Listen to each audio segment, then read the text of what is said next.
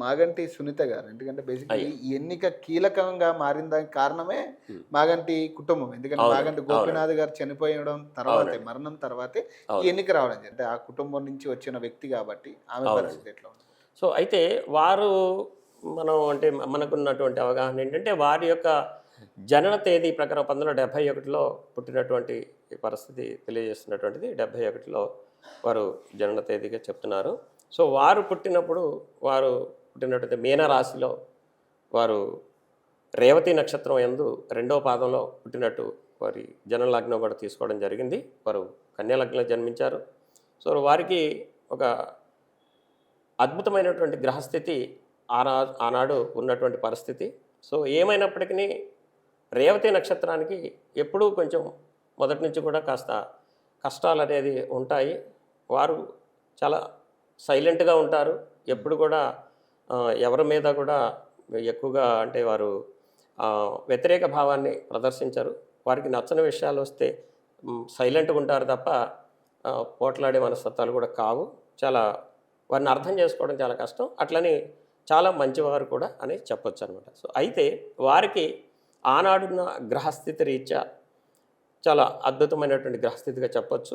వారి యొక్క లగ్నం కన్యా లగ్నం, సప్తమ స్థానం వైవాహిక భాగస్వామి. ఈయన కూడా మంచి వ్యక్తి గోపీనాథ్ గారు. సో, అలాగనే వారి ఇంటి పేరు ఎం తోటి స్టార్ట్ అవుతుంది. ఎం ఈజ్ వెరీ పవర్‌ఫుల్ నేమ్. ఆ పేరు వీరిని ప్రొటెక్ట్ చేస్తూ ఉంది. హ్మ్.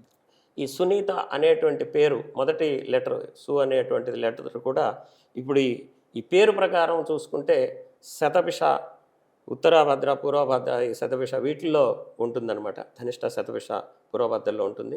సో, పేరు ప్రకారం వారికైతే మైనస్ జరుగుతుంది. సో, కానీ వారి జాతకరీత్యా మాత్రం గ్రహస్థితి అద్భుతంగా ఉన్నటువంటి పరిస్థితి.